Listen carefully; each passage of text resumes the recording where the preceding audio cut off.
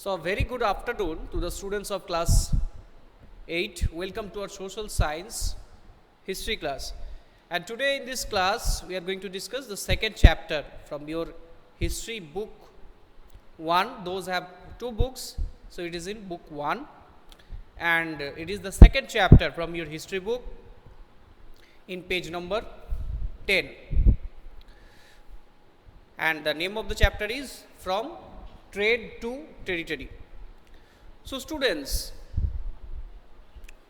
we will begin the history of the modern Indian period from in class 8, and you have read the medieval history in class 7 already up to more or less 1757, just before a battle of Plassey, and you know that in the last chapter of your class 7 that in 1707, when last powerful Mughal emperor Aurangzeb had died, slowly the regional subadars, they declared themselves free and they established independent kingdom in the different parts of our Indian subcontinent.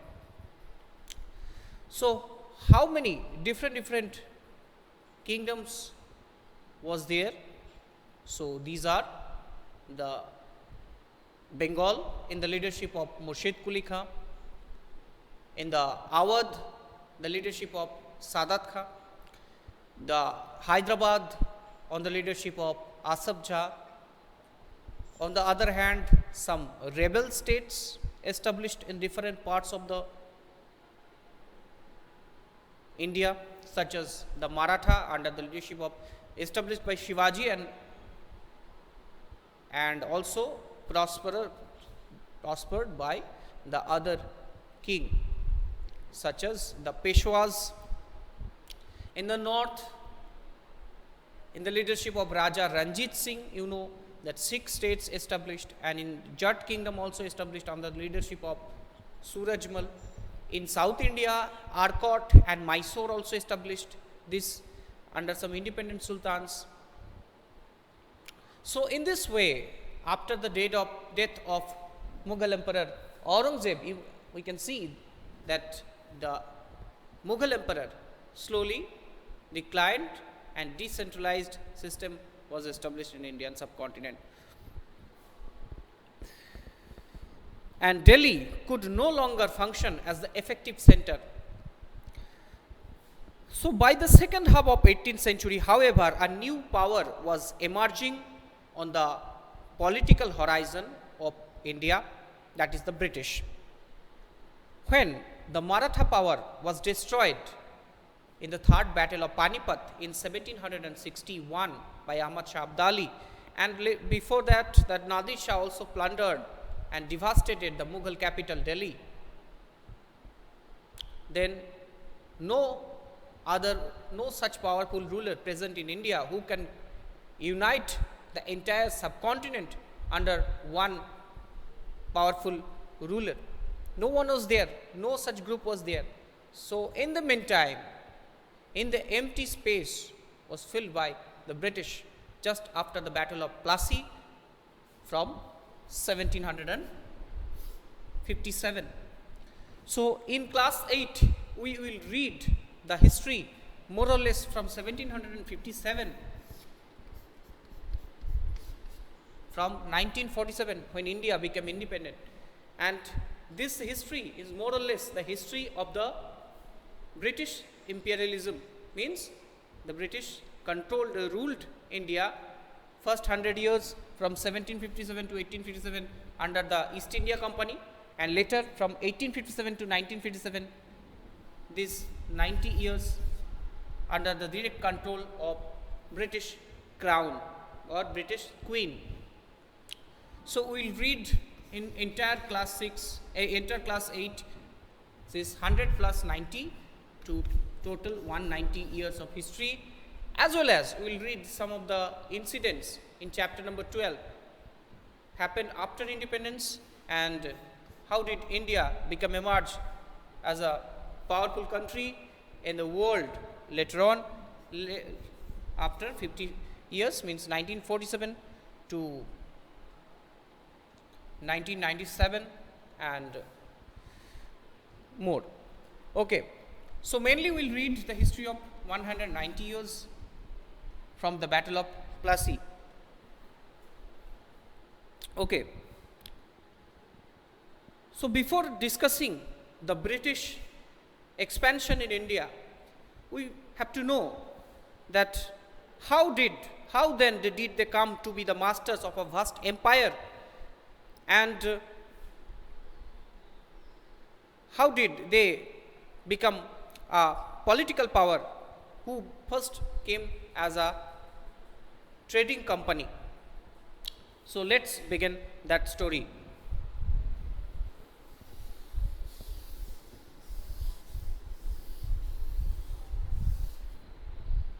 So in 1600, the East India Company was established in London.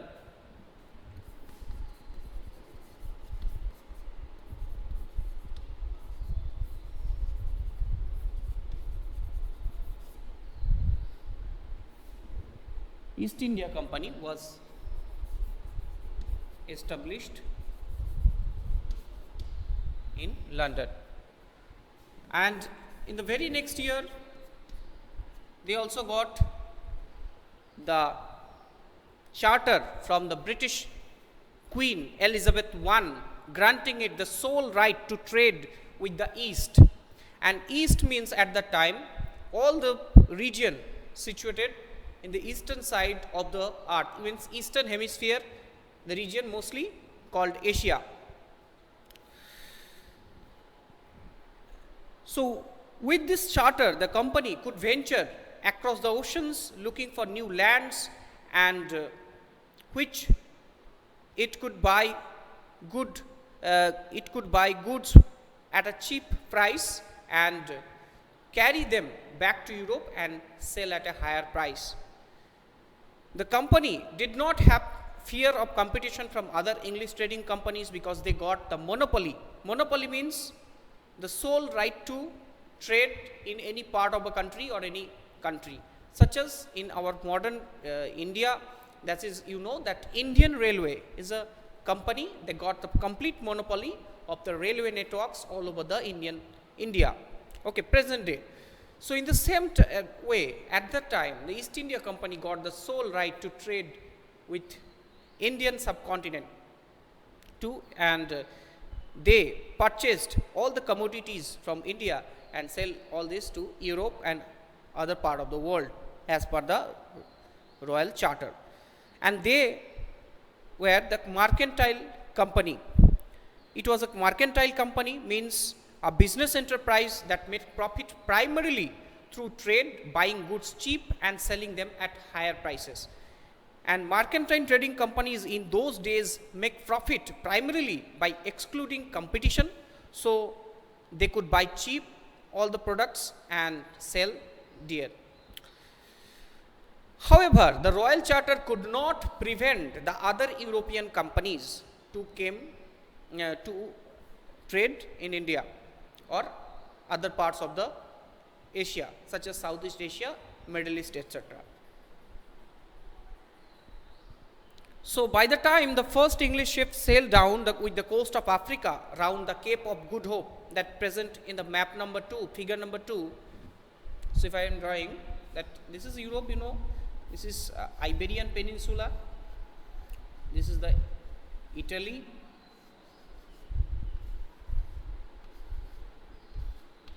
okay, this is the Greece, okay, all this. So this is the Britain here. So they started their journey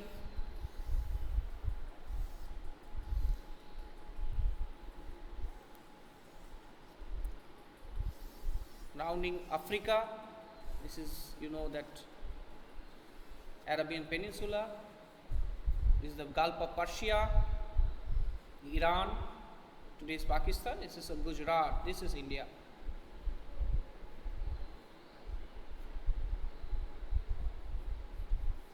Okay, so in this way they arrived in these trading ports to India from England.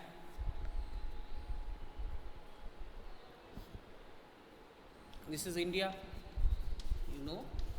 So in this way, through the Cape of Good Hope, they arrived India through Indian Ocean. And Cape of Good Hope, that place today known as Cape Town, the capital, the one of the capital of South Africa, you know. So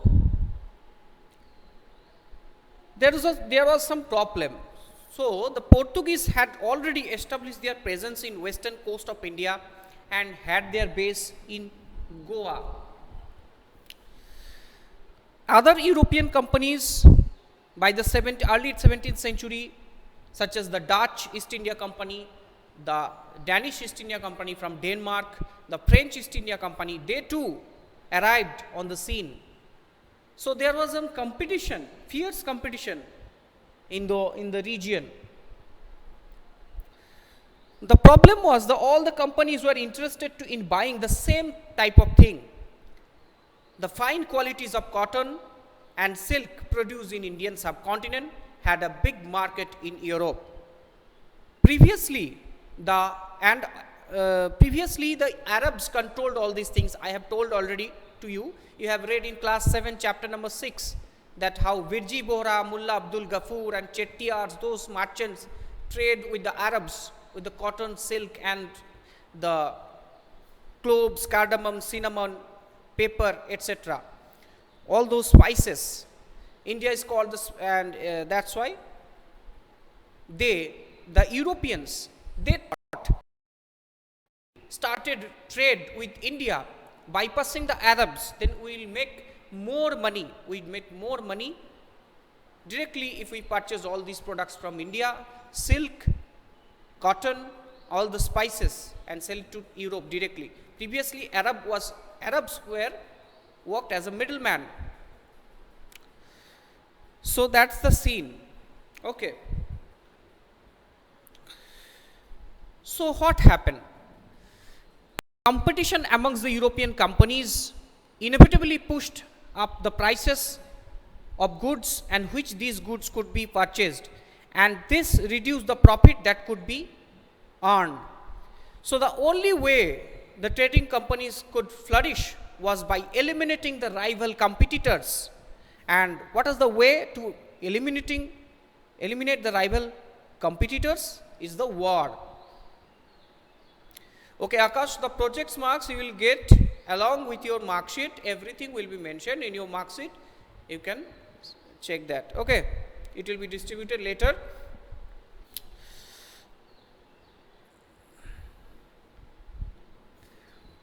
Now listen, how did the company, they started fighting with each other.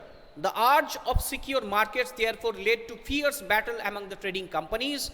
Through the 17th and 18th centuries, they regularly sank each other's ships, blockaded routes, and prevented rival ships from moving with supplies of goods. And what is the interesting fact is there, when British first arrived in India in 1601 and in 1611 they established their first factory in Surat in Gujarat. Surat was at that time in Mughal period the most prosperous port, and Thomas Roe, the representative of the British in 1616, he just visited the court of Jahangir, and they took the permission to trade with India. But Jahangir was very much suspicious about those parties, because already the Portuguese created lot of chaos in the Indian Ocean region, and it was harmed the Indian trade with the Arab and other parts of the world. So what happened? The British, they gave a proposal to Jahangir that if we defeated all the Portuguese pirates and removed all of them from the Indian Ocean region, then what will be our reward? What will be our reward? So Jahangir, as a reward, gave them to right to trade in the region of Gujarat, and gave them the permission to establish several factories along with the coastline, eastern coast of India. So in this way, with the huge naval forces, the British East India Company, they removed the Portuguese. Most of them, the Portuguese in the Indian Ocean region in the early 17th century, they started piracy. They were collecting the taxes from the Indian and other merchants. Otherwise, they sank their ships, blockaded their routes, etc., and also plundered their commodity. To stop this, when the British arrived in the scene, they, with their popular and powerful navy, they removed the Portuguese from the Indian Ocean region and stopped the piracy. So it is a great achievement, and because of this, they also granted, Aurangzeb the Jahangir also granted them some ports, and they gave them the permission to trade in some of the ports. So in this way, the trade was carried on with arms, and trading posts were protected through fortification all over the Indian subcontinent. You can see, if you go there in the Mumbai and surrounding regions, in Goa, in Daman, Diu, all these regions, so you can see some old forts. Those were used by those European companies at the time, and inside those forts, their quarters, their residence, and their warehouses where they stored mainly their goods were located. So this effort to fortify settlements and carry on profitable trade also led to intense conflict with local rulers. But you know that in later phases, when local rulers emerged and local subadars, they had some conflict with them in the second half of the 17th century and also in the first half of 18th century, means after the death of Aurangzeb from 1707 between 1757. And the company therefore found it difficult to separate the trade from the politics, and they forced to intervene in the Indian political system. As a result, you know what happened in 1757 when they tried to intervene in the internal matter and control the financial system of the Bengal Suba. The Battle of Plassey occurred. Okay. And after that, you know that when they defeated, Siraj-Dowlah was defeated in the battle with some, because they already made some conspiracy with the officials of Siraj-Dowlah, and finally it was, and the Bengal was captured by the British. So in this way, we can see that the incidents later on, one by one, they started capturing the Indian states using their diplomatic policies and various other policies. Okay. So next day we'll discuss the East India Company begins trade in Bengal. How did they came to Bengal? All these things, the Battle of Plassey is the result of all the things happened in the late 17th and early 18th century. We'll read in the next class. How did they came to Bengal and all these things started? Okay. So I hope you have understood all these things. Okay, sound is very low. Okay, I'll check that, the sound from the next class on. Okay. So I hope all of you understood this portion. The first subunit, East India Company comes east, and do one thing, all the students mention your attendance and name and presence in the chat box. I'll take your attendance from that portion.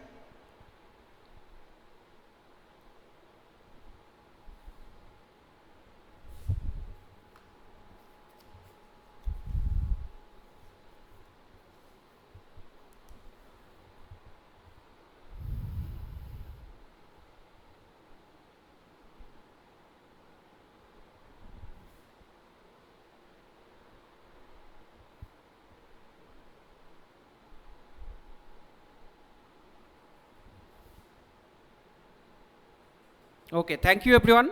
Bye.